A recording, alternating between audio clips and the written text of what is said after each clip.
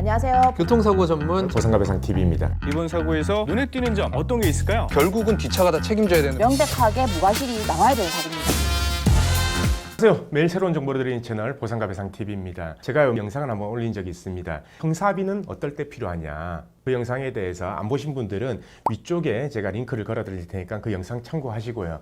자, 그러면 오늘은 형사비를 할 때요, 우리가 합의금을 가해자하고 조율을 할 거 아닙니까? 이 합의금을 조율을 할 때요, 과연 변호사의 조력을 받는 게 유리한지 아니면 혼자 사는 게 유리한지, 그거에 대해서 한번 제가 간략하게 말씀드리려고 합니다. 자, 통상적으로 우리가 형사합의 하는 경우 12대 중과실 사고가 있든지 아니면 사망사고, 그리고 중상해 사고, 음주, 무면허, 뺑소니 다 포함인 거죠, 여기에는. 자, 이런 사고일 경우 가해자하고 형사 합의를 하게 되는데요. 실질적으로 이렇게 형사 합의를 하는 경우라고 하더라도요, 예를 들어서 진단이 6주 미만이다. 그러면은 이렇게 생각하시면 돼요. 평균적으로 주당 한 50만 원에서 80만 원 정도로 이 합의금이 결정된다. 자, 그 기준은 뭐냐? 벌금 나오는 기준이 대략 그 정도 된다. 물론 정확한 건 아닙니다. 그래서 이 6주 이하 같은 경우에는요, 변호사의 조력이나 필요 없이 본인이 가해자하고 협상하고 밀고 당기기를 통해서 합의금을 결정을 하시면 됩니다. 단 이렇게 합의금을 결정하고 합의를 할 때는요, 채권 양도 각서라고 꼭 받으셔야 돼요. 자, 그러면요, 6주 이상 진단이 나온 경우 아니면 사망이나 중상해 이런 경우에는 변호사의 도움을 받는 게 왜 유리한지 거기에 대해서 제가 알려드리려고 하는데요. 음주, 무면허 같은 경우에는요, 만약에 가해자가 운전자 보험을 가지고 있다 하더라도요, 운전자 보험에서도 보험금이 지급이 안 돼요.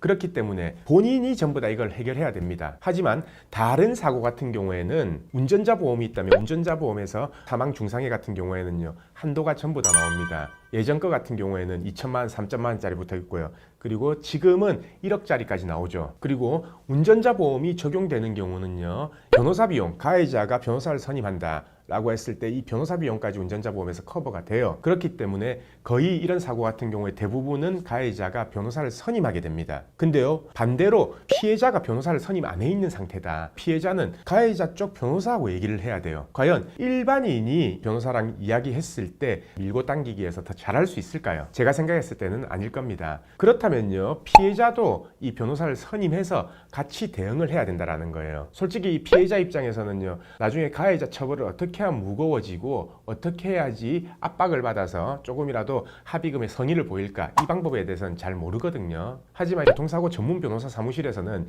이런 경험들이 많기 때문에 어떻게 가해자를 압박하면은 가해자가 형사합의금을 더 지급하는지, 그리고 운전자 보험에서 예를 들어서 3천만 원이 있다고 하더라도 만약에 3천만 원으로 합의해버리면요, 그 운전자 보험 외에는 가해자는 돈 한 푼도 안 쓰고 이렇게 합의하게 되는 거거든요. 그게 사망사고라고 하더라도요. 그렇기 때문에 3천만 원, 3천만 원대로, 그리고 추가적으로 가해자가 이 합의금에 대한 성의를 보일 수 있게끔 가해자를 압박하는 게 중요합니다. 보통은 그렇습니다. 사고가 여러 번 나는 경우는 드물어요. 보통 처음 사고이거나 많아봐야 두 번째 사고인데, 그 사고에서 사람이 사망했다, 그리고 중상해를 입었다, 이렇게 된다면요, 가해자는 이 형사처벌 때문에 심리적인 압박감을 가지게 되어 있습니다. 근데 만약에 피해자가 변호사까지 선임했다, 그래서 변호사 사무실에서 가해자한테 연락이 간다 라고 한다면요, 그 압박감은 더 커지겠죠. 실제로 저희 사무실에도 이런 사례가 있었습니다.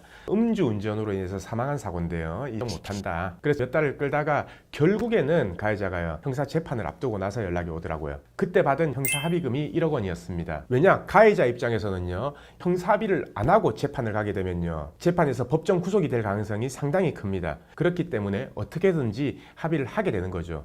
물론 이때는 따져야 될 게 가해자의 뭐 직업이나 아니면 경제적 상태, 이런 부분도 충분히 고려를 한 상태에서 가해자하고 이 협상 과정, 이게 형사합의금 결정에 엄청 큰 요소입니다. 그래서 제가 오늘 말씀드리고 싶은 거는요, 만약에 이런 중한 사고, 사망이나 중상해 사고다 라고 하면은 애초에 형사합의 단계부터요, 교통사고 전문 변호사의 조력을 받아서 형사합의부터 진행하시는 게 훨씬 더 유리한 결과가 나옵니다. 영상을 보시는 우리 구독자분들 궁금한 점이 있으시면요, 아래에 삼각형 표시를 누르시면은 설명란이 나옵니다. 거기에 전화번호랑 링크랑 걸어놨으니까 거기로 언제든지 문의를 주시면 되고요. 오늘은 이 형사합의금도 변호사를 선임하면은 달라지냐, 더 많이 받을 수 있냐, 그 부분에 대해 설명을 드렸습니다. 오늘 방송은 여기까지 하고요, 내일도 새로운 주제를 가지고 오겠습니다. 오늘 방송 끝까지 봐주신 구독자분들 감사드립니다.